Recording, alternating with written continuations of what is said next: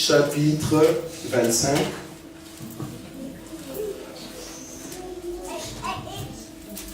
Je prends le verset premier d'abord. La Bible dit ceci. Lorsque des hommes ayant entre eux une querelle se présenteront en justice pour être jugés, on absoudra l'innocent et l'on condamnera les coupables. Vous avez vu ça? Si les coupables méritent d'être battus, les juges le fera étendre par terre et frappera en sa présence d'un nombre de coups proportionnés à la gravité de sa faute. 3. Il ne lui fera pas donner plus de 40 coups, de peur que si l'on continuait à le frapper, en allant beaucoup au-delà, ton frère ne soit avili à tes yeux. Vous avez vu cette écriture? Verset 11. Lorsque des hommes se querelleront ensemble, l'un avec l'autre, si la femme de l'un s'approche pour délivrer son mari de la main de celui qui le frappe, si elle avance la main et saisit ce dernier par les parties quoi? Tu lui quoi? Tu lui couperas la main, tu ne jetteras sur elle aucun regard de pitié. C'est la Bible, hein? C'est pas mon livre à moi. Thème de notre enseignement. Bon, vous savez que nous ici, nous parlons de la profondeur. Alors, s'il vous plaît, ne nous jugez pas si vous n'avez pas encore entendu ce que nous avons dit. Sinon, vous allez nous juger alors que vous n'avez pas encore compris ce que nous voulons dire. Et nos thèmes, souvent, ce sont des thèmes qui viennent de la Bible. Les thèmes de notre enseignement tout au long de ces temps. Le thème, c'est le parti honteuse de l'homme.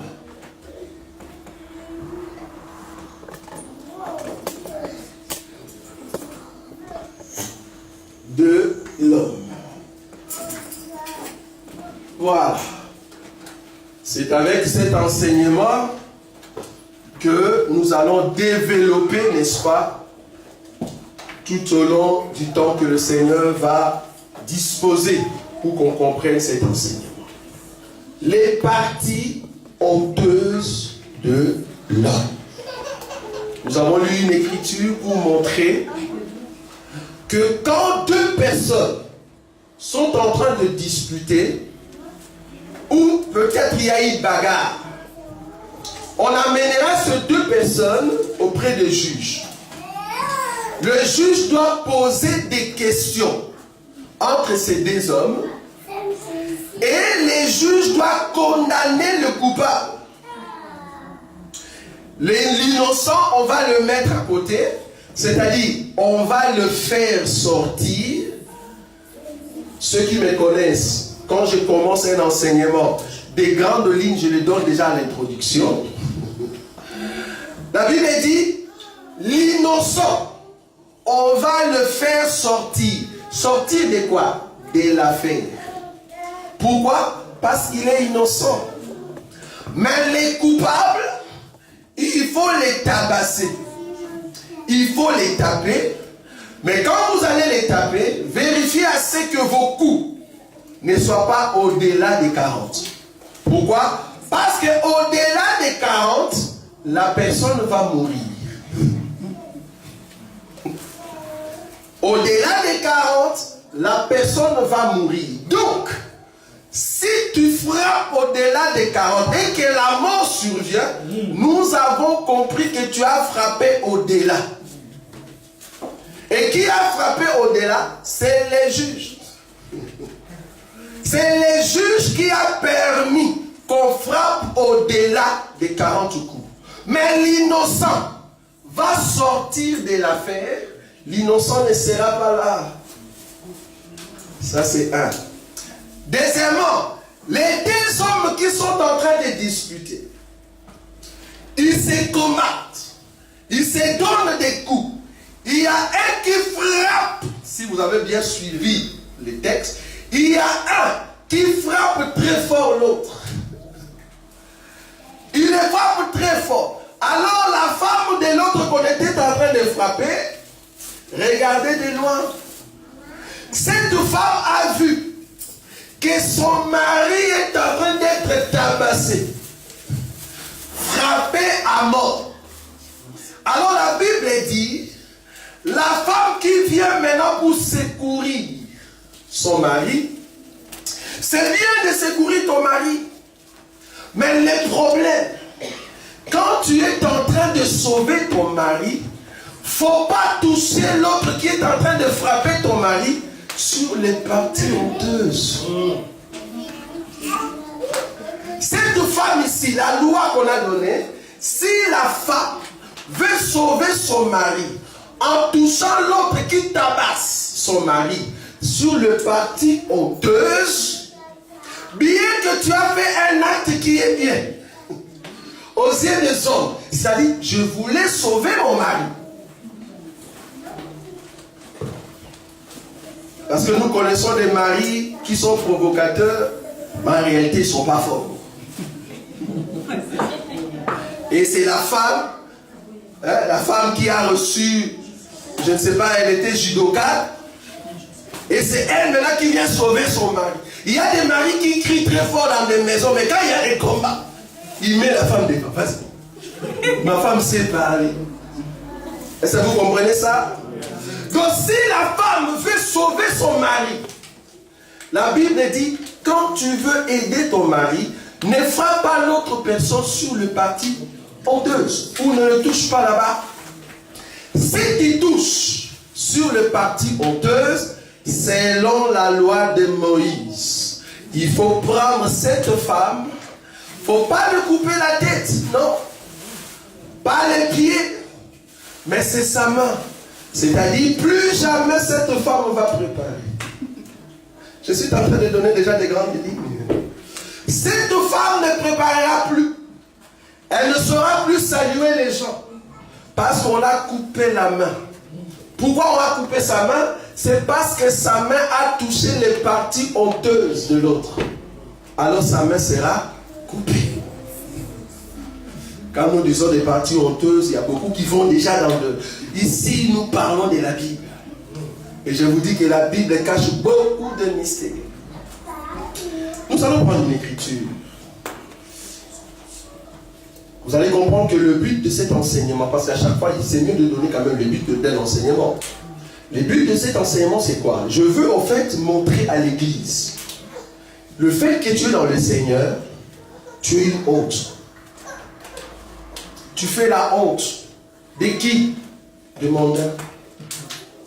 Mais tu fais la gloire de notre Seigneur Jésus. Amen.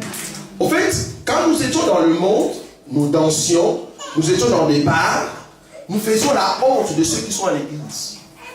Pourquoi ceux qui sont à l'église nous disaient, voilà les païens, voilà ceux qui commettent des péchés. C'était une honte. Mais là, dans les mondes, même si tu étais avec ces grands musiciens, ils disaient, waouh, tu danses bien.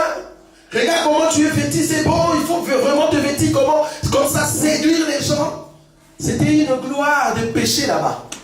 Mais c'était une honte de ceux qui étaient à l'église quand on nous regardait. Mais maintenant qu'aujourd'hui on est à Jésus, Dieu nous voit dans la gloire. Et la famille de Dieu nous voit dans la gloire. Mais ceux qui sont dans le monde nous disent, voilà, ceux qui font la honte. Vous êtes un homme honteux du fait que tu as le Seigneur Jésus. Mais c'est pas non. Tu es un homme heureux et glorieux, le fait que Jésus est dans ton cœur. Yes. C'est là-bas que je veux venir, pour vous montrer que étant donné que Dieu te regarde avec un œil glorieux, tu es un homme éternel. Mais quand Dieu te regarde avec un œil honteux, tu es un homme passager. Et tu vas passer, tu vas mourir. C'est là-bas que je vous amène. Alors nous allons prendre une écriture. Je suis dans le livre de Genèse.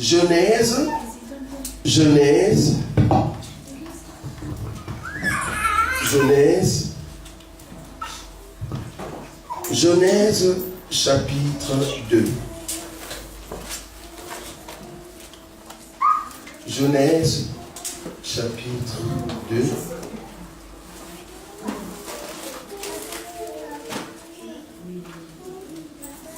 Je prends une écriture. Je prends l'écriture, le verset 25. La Bible dit ceci. L'homme et sa femme étaient tous deux, comment? Nus. Et ils n'en avaient point honte. Vous avez vu ça? Le verset dit clairement que quand l'homme et la femme étaient créés dans la présence de Dieu, il y avait Dieu qui venait chaque soir pour parler à l'homme. Les deux étaient nus, l'homme et la femme. Leur nudité n'était pas une honte. Vous êtes d'accord avec moi? Amen. Leur nudité, c'était la gloire. Genèse chapitre 2, 25. Leur nudité, c'était la gloire. La gloire de qui? Entre Adam et Ève, la nudité c'était une gloire. Pourquoi? Parce qu'ils recevaient leur gloire auprès de celui qui est glorieux, c'est-à-dire les dieux. Et quand Dieu leur parlait, Dieu le voyait saint. La nudité n'était pas un péché, mais la nudité c'était une gloire. Pourquoi? Parce qu'ils étaient dans la présence de Dieu. Nous l'avons expliqué la fois passée.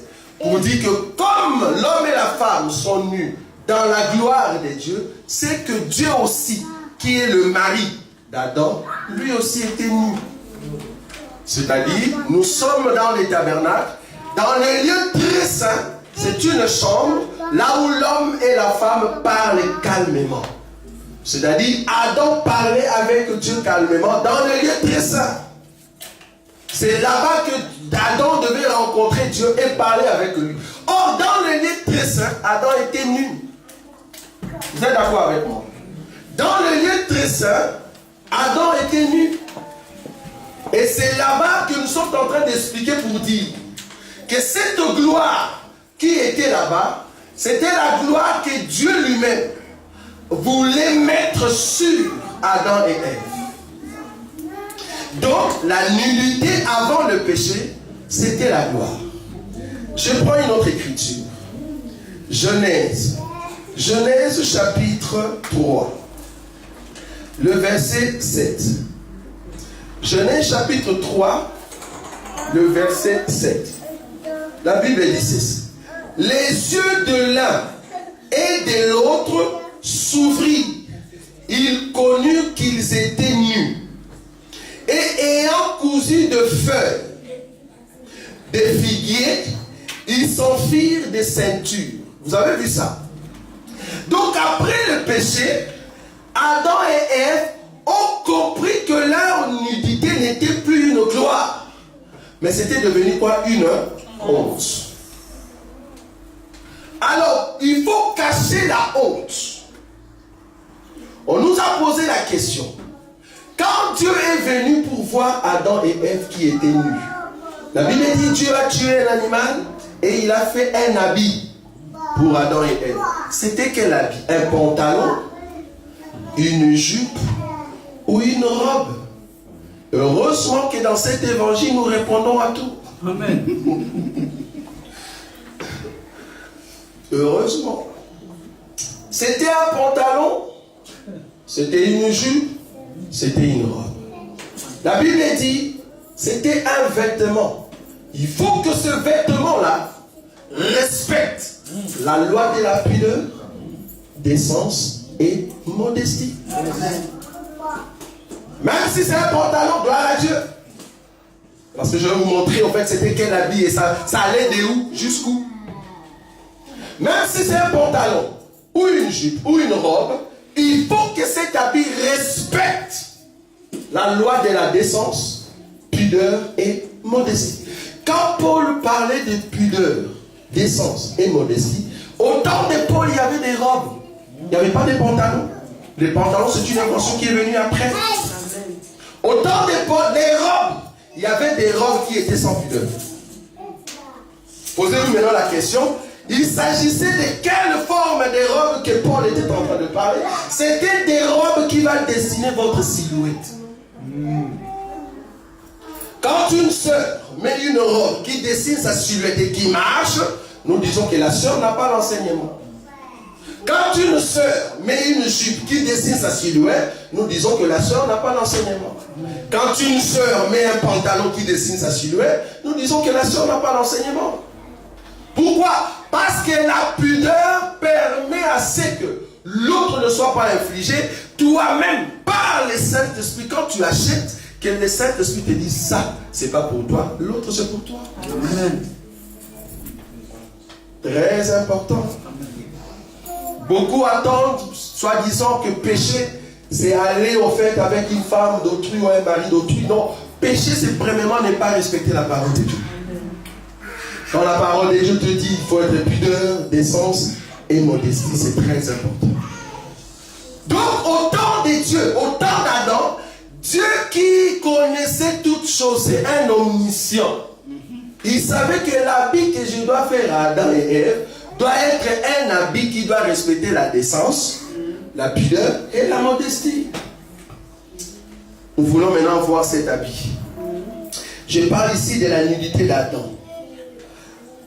La Bible dit qu'Adam a eu honte, il a mis de feu. Mais qu'est-ce que Adam cachait?